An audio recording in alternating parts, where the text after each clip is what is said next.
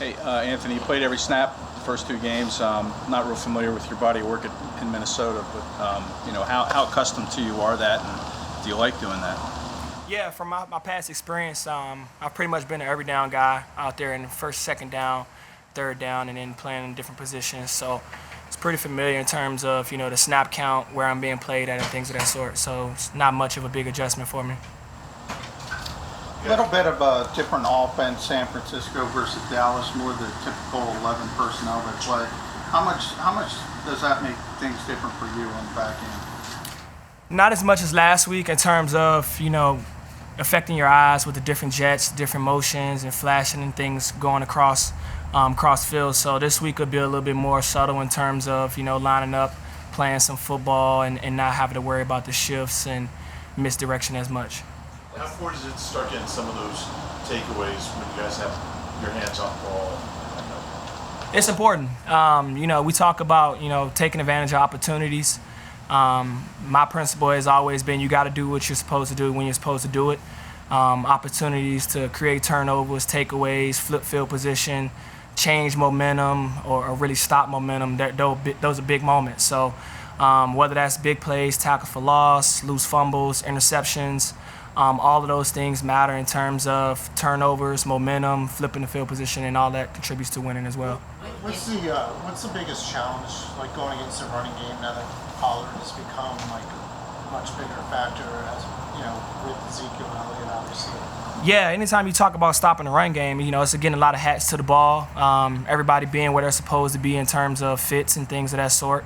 And then just rallying, going against tough opponents with big linemen, you want to try to get as much penetration and win the line of scrimmage. And then from on the ball carriers, you want to get a lot of hats there so you can stop, extra yards out the contact and tackle really well. What about those two guys in particular? Explosive. They're both explosive runners. Pollard has that long speed, the ability to take it all the way, as well as Ezekiel. They're both physical. They both run behind a big offensive line, so the task will be, everybody doing their individual job, working together in the maximum effort. In the locker room, on the field, what's the value of vocal leadership compared to quiet leadership? And Brandon Graham, who seems to supply that, without him, who picks up the voice? I think the key is everybody just being themselves. That vocal leader is important in terms of bringing guys along the way.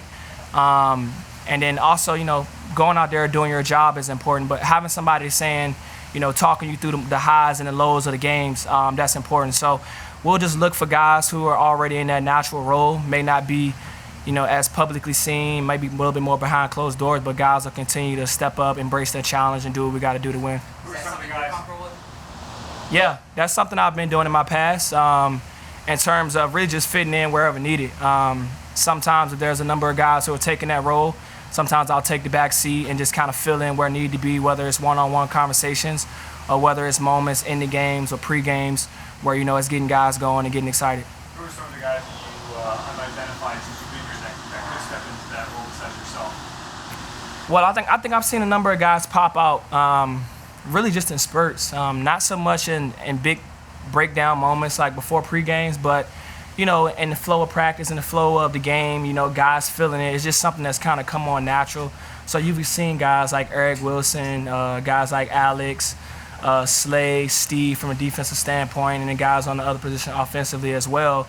Well, there's Jay and Rager. It's just really about just being in the moment, being present, doing your individual job. And if you feel that natural urge to, say something or get guys going, then you do that. As a follow-up, in terms of your personality, it can sometimes be a challenge, I guess, from the outside looking in for a free agent signing or draft pick to come and inject his personality when he hasn't kind of set his mark. Is that something you found, and how natural is it when you're coming into a veteran team to do so?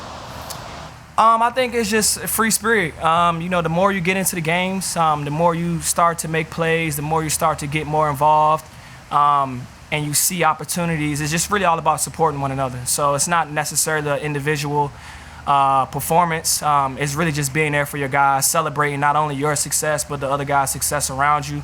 So I think when you do that in a natural way, you just kind of pull guys along and guys kind of rally and just flow with that. Do you take a young guy like Kayvon aside, after kind of heavily committed against the 49ers? Is there like a talking point there with him, with a guy like you? No, I mean, we just talk about going around playing fast. You know, the one things that our coaches say is that, you know, they can slow you down, but they can't speed you up. So a guy like that who's running around, trying to do what he's being coached to do and do it at a fast level and make correct decisions, you just let him go play. And then from there, when we get on the film and things of that sort, you make corrections there. But as far as in-game, it's more so like next play, continue to lock in, continue to do your job, and then we'll worry about the rest later. Anthony, you mentioned Jalen Reagor as someone who's stepped up vocally. That's an interesting name. He's a younger guy, you know, comes off as maybe a little bit quieter. What have you seen on him?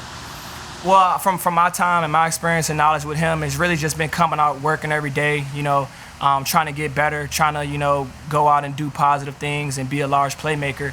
So it's times, whether it was, you know, joint practices when he's making plays, he's feeling fired up, his confidence is continuing to grow. And I think that's something that he's just been trying to show and just show people that, hey, he's accepting, you know, that new role of continuing to elevate his game, and he's excited to be here. Anthony, I think you had some experience against Dak in Minnesota. What kind of problems does he present for the defense? I mean, I think his ability to throw the ball, you know, throw the ball deep in terms of getting out of the pocket, being able to move, whether it's throwing on the run or being able to use his legs. But he's a big body, so he's not easily to take down one-on-one tackling. So I think his versatility is definitely one of his strengths.